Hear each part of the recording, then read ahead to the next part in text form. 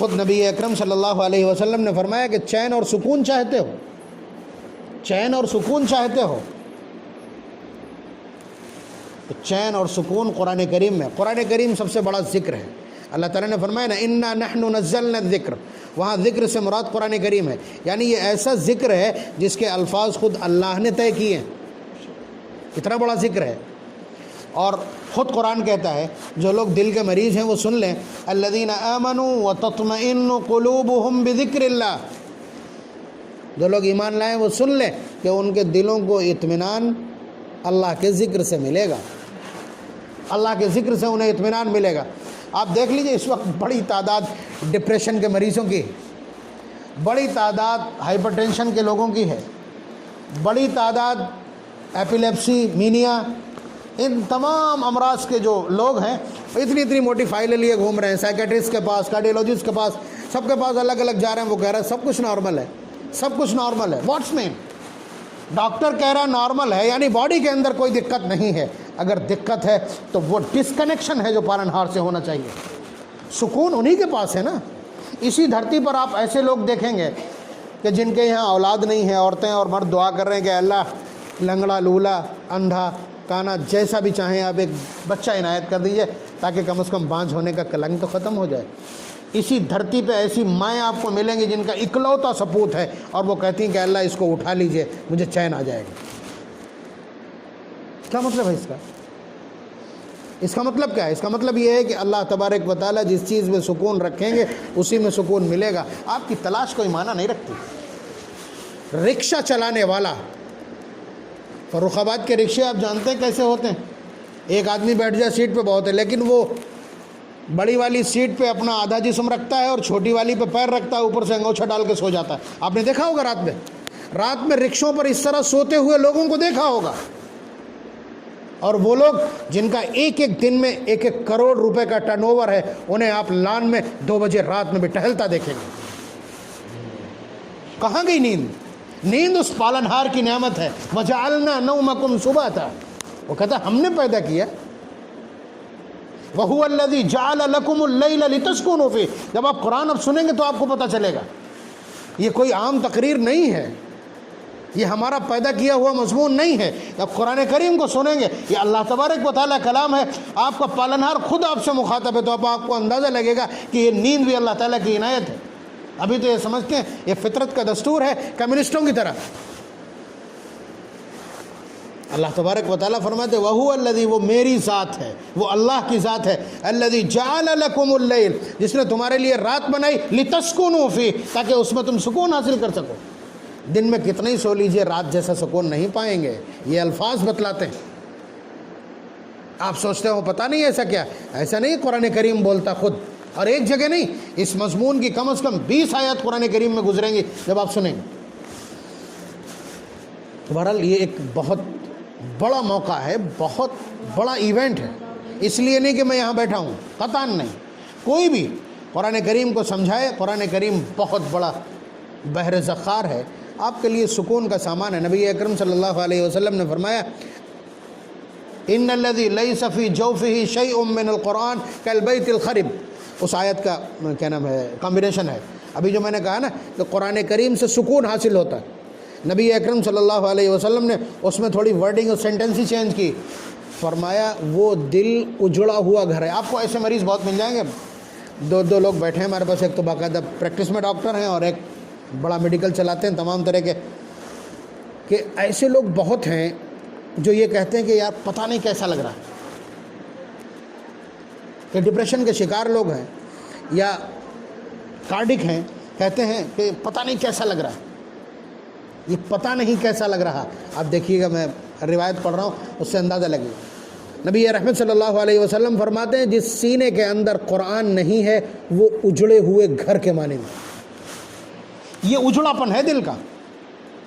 جس طرح آپ ایک خالی گھر کے اندر چلے جائیں، ٹھیک ہے، جو 5 سال سے کھلا نہ ہو، حالانکہ اس میں دیکھنے کو اے سی بھی فٹ ہے، ٹھیک ہے، ساری چیزیں ضروریات کی موجود ہیں، لیکن آدھا گھنٹہ آپ وہاں نہیں ٹھہر سکیں گے، اس لیے کہ غیر آباد ہے، غیر آباد ہے۔ اور کسی کھنڈر میں چلے جائیں تب تو آپ عورتیں چلی جائیں تو وہ تو کہیں گے یہ جن کھڑا وہاں بھوت کھڑا. آپ سمجھیے تو آپ کے دل کے اندر بھی وحشت ہونے لگے گی. تو یہی اس دل کا حال ہے جس میں قرآن کریم موجود نہ ہو. یہ ارشادات کہاں گئے؟ ان ارشادات پر کیا عمل ہے؟ ان ارشادات کی طرف کیا توجہ ہے؟ 4 صورتیں یاد کریں گے. آپ کو اگر عشاء کی نماز پڑھنا پڑے تو آپ پلٹیں گے. یہ حالات ان لوگوں کے جن کے پاس اتنا بڑا فارمولہ ہے. قرآن کریم تمام مرض کی دل کا بھی علاج ہے، آپ کے جسم کا بھی علاج ہے. اب تو سب نے کہہ دیا کہ قرآن کریم جس روزے کی بات کرتا ہے وہ میڈیکل کا اعلیٰ قسم کا علاج ہے اور بہت بیسک تھیوری ہے. قرآن کریم نے جس نماز کی بات کی ہے وہ نماز اس دھرتی کا سب سے بڑا یوگا ہے، سب سے بڑی ورزش ہے.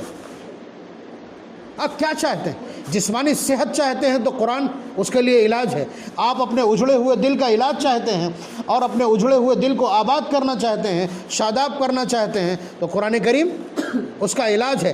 آپ اپنی زندگی سنوارنا چاہتے ہیں، قرآن کریم اس کا علاج ہے. آپ اپنی اخلاقی درستگی چاہتے ہیں، انک لعلی خلق عظیم، تو آپ کو اخلاقی تعلیم بھی ملے گی. آپ دنیا پہ چھا جانا چاہتے ہیں تو قرآن کریم اس کا علاج ہے. اس لیے کہ قرآن جس سے ٹچ ہو جائے گا وہی بلند ہو جاتا ہے. کیا ہے یہ قرآن کریم؟ کہاں سے آیا ہے؟ کیوں آیا ہے؟ ایک سوال قائم کرتے ہیں.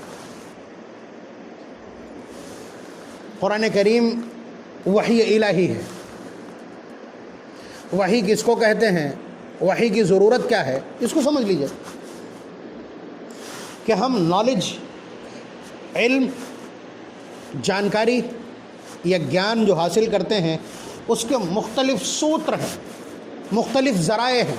مثلا اللہ تبارک و تعالیٰ نے ہم کو 5 حواس عنایت کیے ہیں. حس، مثلا آنکھ جس سے دیکھ کر کے ہم چیزوں کو پہچان لیتے ہیں.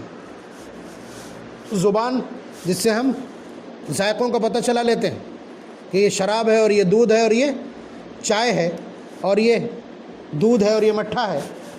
ہر چیز کو الگ الگ پہچان لیتے ہیں. یہ ہاتھ چھو کر کے بتلا دیتا ہے کہ یہ شیشہ ہے اور یہ پلاسٹک ہے اور یہ کاغذ ہے اور یہ کپڑا ہے. ہر چیز کو الگ الگ تو یہ اللہ تبارک و تعالیٰ نے بہت ساری چیزیں ہم کو عنایت کی کہ جس کے ذریعے سے ہم علم حاصل کرتے ہیں. مثال دیں، پورا ہال بنا ہوا ہے. ہال کو ہم نے آنکھ سے دیکھا تو ہم نے بتلا دیا کہ اس کے اوپر پینٹ کیسا ہے، سفید ہے. یعنی یہ علم ہم کو کہاں سے حاصل ہوا ہے؟ ہماری آنکھوں سے حاصل ہوا.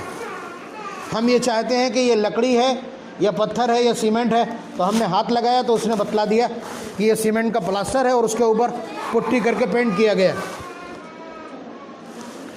یہ ہم کو ہاتھ نے بتلا دیا. اگر ہم اس کے اوپر موجود ذائقہ جاننا چاہیں زبان لگائیں گے تو اس سے بھی پتہ چل جائے. ٹھیک ہے، تو علم حاصل کرنے کا ایک طریقہ کیا ہے؟ یہ حواس ہیں ہمارے، لیکن ان کا دائرہ، ان کی ایک لمٹ ہے، ان کی لمٹ ہے. مثلا رنگ پتہ چل گیا اور سولیڈیٹی پتہ چل گئی اس کی، اور اس کی سختی پتہ چل گئی ہم کو، لیکن یہ بنا کیسے ہے کہ آنکھیں بتلا دیں گی؟ یہاں پہ یہ چیزیں کام نہیں کریں. ہاتھ بتلا دے گا، پیر بتلا دیں گے، زبان بتلا دے گی، یہ چیزیں یہاں کام نہیں کریں. ان کی لمیٹیشن ختم ہو گئی.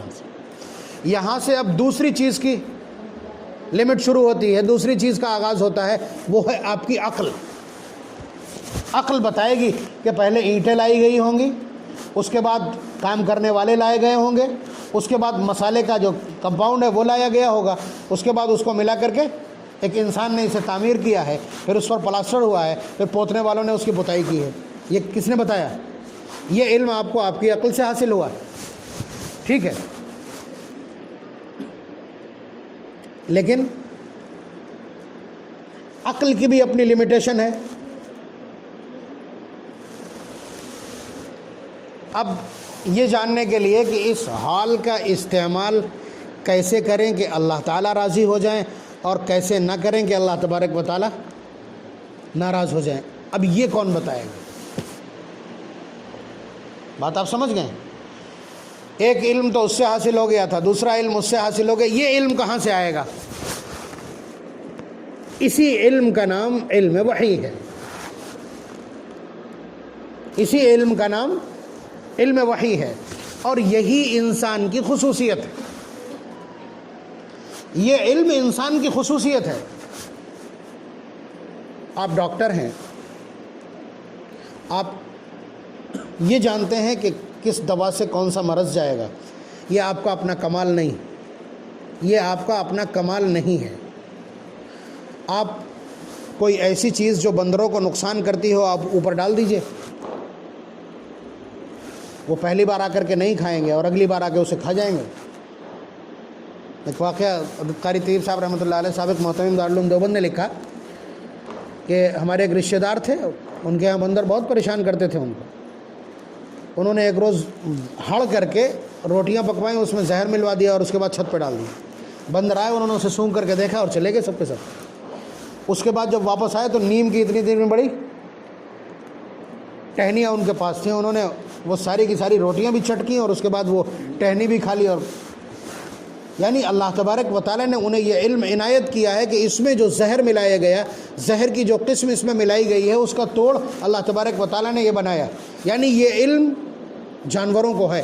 میں نے ابھی بہت جلدی میں یہ اندازہ لگایا کہ ہمارے گھر میں طوطا پلا ہوا، ہم نے اس کو ایک چیز دی جو تلی ہوئی ہے، وہ اس نے کھا لی، اس کے بعد دوبارہ دی تو پھینک دی، پھر دی پھر پھینک دی، اس نے پھر دی پھر پھینک دی، اب اس کے بعد اس کو جب انگور دیا تو انگور اس نے کھا لیا۔ یعنی وہ اپنی غذا میں توازن رکھتے ہیں، اپنی غذا میں توازن رکھتے ہیں کہ انہیں اتنی چیز یہ کھانا، اتنی چیز یہ کھانا۔ اللہ تبارک و تعالیٰ نے انہیں یہی عنایت کی۔ اس کے علاوہ اگر یہ آپ سمجھتے ہوں کہ علم طب یا علم کیمیا یا میڈیکل سائنس کی جانکاری یہ انسان کی خصوصیت ہے، کوٹ پینٹ ٹائی پہن کر کے اور مہنگے چیمبر میں بیٹھ کر کے آپ نے اعلیٰ قدروں کو اپنا لیا ہے، تو پھر آپ یہ سمجھ لیں کہ یہ انسان کی خصوصیت نہیں ہے، انسان کا امتیاز نہیں۔ شہد کی مکھیاں، کبھی آپ کا اتفاق ہو تو شہد کی مکھیوں نے جہاں اپنا چھتا لگایا ہو اس کے نیچے جا کر کے دیکھیے بہت سی مکھیاں مری پڑی ہوں گی، بلکہ ان کے دو ٹکڑے ہوں گے، ان کے دو ٹکڑے ہوں گے مکھیوں کے۔ آپ پوچھیں کیوں؟ ان کی جو رانی مکھی ہوتی ہے جس کا نام یعصوب ہے عربی میں، وہ جب طرح طرح کا اور جگہ جگہ سے رس چوس کر کے آتی ہیں تو وہ رانی مکھی ہر ایک کے لائے ہوئے رس کو ٹیسٹ کرتی۔ ان کے یہاں طے ہے کہ اس پھول سے، اس پھول سے، اس پھول سے، اور ان درختوں سے آپ جوس لے کر کے آئیں گی۔ اگر اس ماپدنڈ کا انہوں نے دھیان نہیں رکھا، اس معیار کا دھیان نہیں رکھا، اس انتخاب اور پابندی کا دھیان نہیں رکھا، اور یعصوب نے ٹیسٹ کیا اور اس کو پتہ چل گیا کہ یہ کسی دوسرے پھل کا ہے، تو فوراً وہیں ترنت قتل، کوئی مقدمہ نہیں ان کے۔ یہ ڈسپلن بھی ہے۔ اگر آپ چاہتے ہیں کہ بہت بڑے آپ سیاسی ہیں اور بہت بڑے آپ مدبر ہیں اور بہت زیادہ آپ تنظیم کاری جانتے ہیں، تو سن لیجئے کہ ان سے بہتر تنظیم کاری کوئی نہیں جانتا۔ یہاں 302 کے مقدمے میں سفارش ہو جاتی ہے، 302 کا مقدمے میں مبتلا شخص، سینکڑوں لوگ اس کے گواہ ہیں اس کے قاتل ہونے پر، اور اس کے باوجود ضمانت نہیں، باعزت بری ہو جاتا ہے۔ لیکن اللہ تبارک و تعالیٰ نے ان پرندوں کو، ان کیڑوں کو یہ ہنر عنایت کیا ہے کہ وہ بہت ٹھیک سے قانون کا نفاذ کرتے ہیں اور اس فلسفے کو جانتے ہیں۔ وَلَكُمْ فِي الْقِصَاصِ حَيَاةٌ يَا أُولِي الْأَلْبَابِ لَعَلَّكُمْ تُفْلِحُونَ۔ تو آپ کہیں کہ آپ ہی جانتے ہیں، ان کے پاس اتنا زبردست علم ہے کہ وہ ٹچ کرتے ہی بتا دیتی ہے اور اس کے بعد ترنت فیصلہ بھی، اس لیے کہ اللہ تعالیٰ نے طے کیا۔ پارہ نمبر، اگر ہم وہاں تک پہنچے، خدا کرے پہنچیں، پارہ نمبر 14 میں ایک پوری سورت ہے، سورہ نحل۔ نحل کہتے ہیں شہد کی مکھی کو۔ اس میں اسی سلیبس کو اللہ نے بیان کیا کہ ہم نے وحی بھیجی، وَأَوْحَىٰ رَبُّكَ إِلَى النَّحْلِ أَنِ اتَّخِذِي مِنَ الْجِبَالِ بُيُوتًا، کہ ہم نے اس کو یہ وحی بھیجی ہے کہ وہ ایسے ایسے اس کو جمع کرے، اس لیے کہ فِيهِ شِفَاءٌ لِلنَّاسِ، ہم نے اس میں شفا رکھی ہے انسانیت کے لیے۔ تو آپ سمجھ سکتے ہیں کہ اللہ نے جب شفا رکھی ہے تو اس کے ماپدنڈ اور اس کے اصول کتنے سخت ہوں گے، اور اللہ نے جب وحی بھیجی ہے تو اسے شعور عنایت کیا ہے، اس کا مطلب یہ۔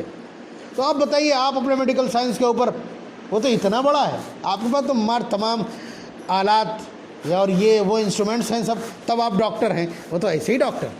یہ کمال نہیں ہے، آپ انجینئر ہیں تو ان کا جا کر کے چھتا دیکھیے، آپ کو چنوتی ہے کہ آپ چھتا بنا کے دکھا دیں اتنے دنوں میں، اتنا مسدس اور اتنا بہترین نہیں بنا سکیں گے۔ سانپ جو اپنی ممی بناتا ہے جنگلات میں آپ نے دیکھا ہوگا، انجینئر خاک چھان جائے گا۔ ڈسپلن کی بات کرتے ہیں، آپ دیکھیے پرندوں کے اندر کتنا ڈسپلن ہوتا ہے۔ آپ نے مرغابی کو یا سرخاب کو اڑتے دیکھا ہوگا، ان کی پوری لائن ایسے ہوتی ہے ٹرائنگل میں، ان کا جو سردار ہے وہ آگے رہتا ہے، اس سے کوئی آگے نہیں جا سکتا۔ اور سرداری ایسی ویسی نہیں، جب کسی جھیل میں اور کسی دریا میں وہ اترتے ہیں تو سب سو جائیں گے لیکن ان کا سردار جاگتا ہے، اور اس کے بعد اگر کوئی خطرے کی چیز دیکھتا ہے تو پہلی بیپ مارتا ہے وہ، تو اس میں وہ اپنے پر پھڑپھڑا کر کے بالکل الرٹ ہو جاتے ہیں، دوسری بیپ پر بالکل پرواز کو تیار، اور تیسری بیپ پر پرواز ہو جاتی ہے۔ یہ سسٹم ہے۔ آپ سیاست کی بات کرتے ہیں، سیاست کے نام پر کرپشن ہے آپ کے یہاں، سیاست اس کا نام۔ تو کوئی بھی فن اور دنیا کا کوئی ہنر ایسا نہیں ہے جو اللہ نے دیگر جانداروں کو عنایت نہ کیا ہو۔ علم وحی اکلوتا ایسا خاصہ اور امتیاز ہے آپ کا کہ جو کسی اور کو عنایت نہیں کیا گیا، یہاں تک کہ جناتوں کو بھی عنایت نہیں کیا گیا، جو بہت طاقتور اور جن کی وجہ سے تعویذ خانے آباد ہیں، آپ سمجھیے، تو ان کو بھی اللہ نے یہ عنایت نہیں کیا۔ یہ علم وحی کی خصوصیت ہے کہ آپ یہ علم رکھتے ہیں کہ اللہ تعالیٰ کس چیز سے راضی اور کس چیز سے ناراض ہوتے ہیں، یہ علم وحی کی خصوصیت ہے۔ اور اب تک جو کچھ میں نے ذکر کیا یہ قرآن کریم کے مبادیات اور پریامبل